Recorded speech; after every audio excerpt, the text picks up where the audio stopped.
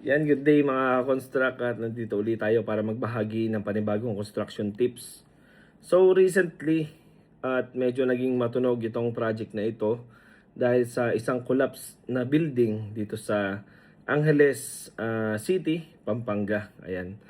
So medyo naging matunog itong architect na naka-indicate sa tarpaulin ng isang project, which is siya yung designated as architect and structural engineer ng project dito sa 9-story building sa Angeles City, Pampanga. So napakahirap pa magbigay ng initial assessment dito dahil ongoing pa yung search and rescue operations para sa mga personnel or tao na natrap dito sa proyektong gumuho. So, we may consider that this tarpaulin for building permit is printed erroneously or incorrectly, and maybe we can also assume that this architect signed, sealed, and prepared the structural documents, which is a requirement for building permit, which is considered as a malpractice under the profession of civil engineer. And we strongly condemn this malpractice if ever na totoo ito. So meron naman tayo mga implementing rules and regulation para sa ating mga professionals, and it is very clear and stated na civil and structural design is only for civil engineers or structural engineers, and architectural design is only for architects. Napaka-importante rin na kailangan nating i-consider is if ever na competent ba yung contractor na mag-execute ng construction ng project natin, and if ever kailangan nating i-verify if PCAB licensed contractor ba ang mag-execute ng project na ito, since this project is considered as a complex project. And having a complex project means that all respective professionals or the right professionals shall be involved on site to execute the project and monitor the project and inspect the project properly, so that this project shall be executed, implemented, and checked properly if the specification and the design is followed and executed properly. Samot-saring mga komento ang natanggap nito sa mga ating kapwa content creator na architects, at the same time ng ating kapwa content creator na civil engineers. Ayan. So, bilang isang professional civil engineer, at the same time licensed civil engineer, marami tayong factors na kailangan i-consider bago tayo magbigay ng judgment o komento dito sa sitwasyon na ito. Based sa ating findings, kailangan nating i-consider first and foremost is yung structural design ng isang project. At the same time, kailangan natin consider yung mga other factors gaya ng scaffolding design.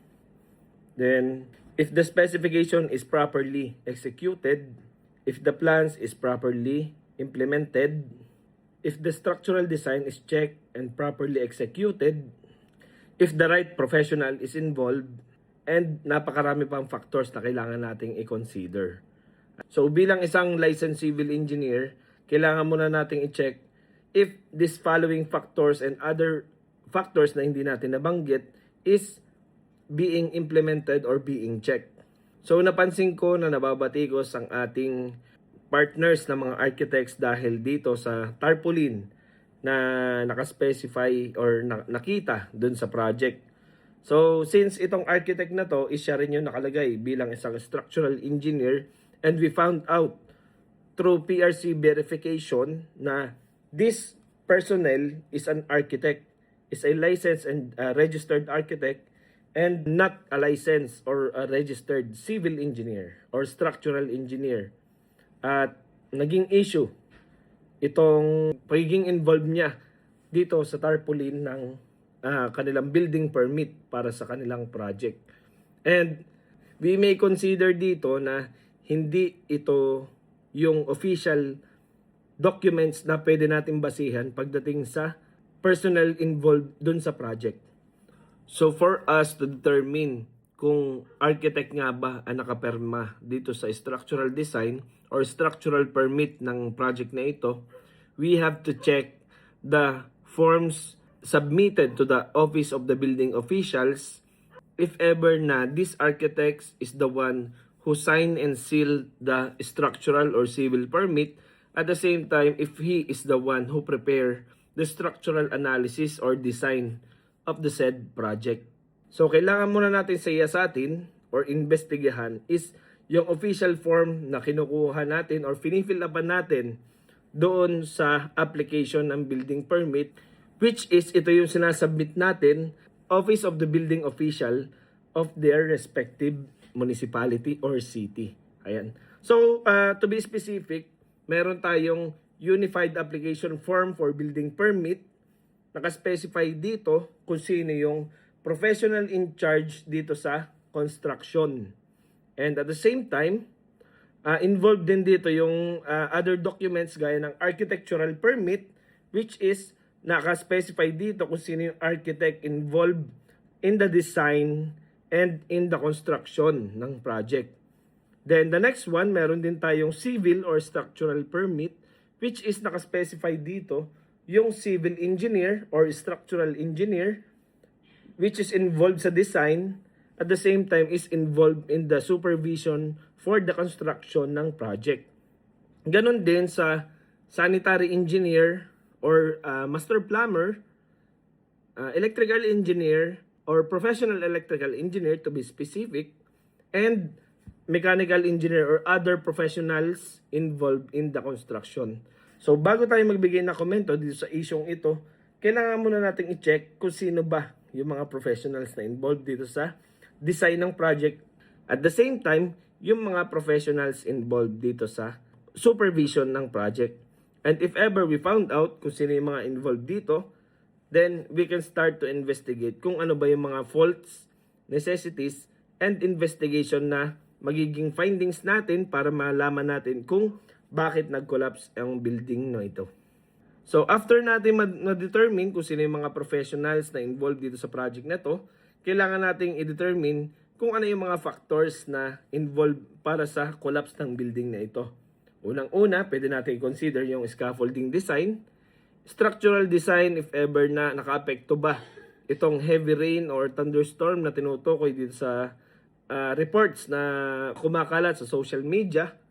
And at the same time, pwede rin natin i-consider dito is yung mga testing implemented or conducted dun sa project na yon. If ever na itong mga testing na ito is not implemented, mako-compromise yung quality ng ating project. So, meron pa mga ilang factors. Actually, napakarami pang factors na kailangan i-consider. At para maisagawa ito, kailangan natin mag-hire ng isang structural engineer to assess the structural specification of the project. At the same time, kailangan natin mag-hire ng isang materials engineer.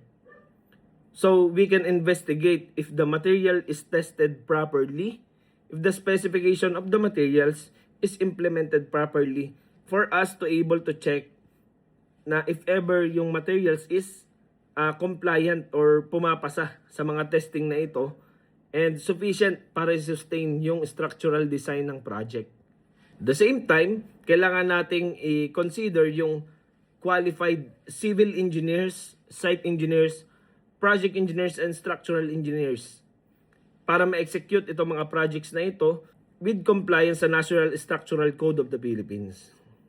Patulog na sana tayo, pero kailangan natin magbigay ng opinion at assessment sa isyong ito. Kung nagustuhan mo ang video na ito, huwag mo kakalimutan mag-like, mag-follow, mag-subscribe, at maaari ka rin mag-komento dito sa ating comment section kung may nais ka matutunan regarding sa construction. Inhinyerong abilidad, estrukturang dekalidad. This is Engineer Barlan, your only ka-construct.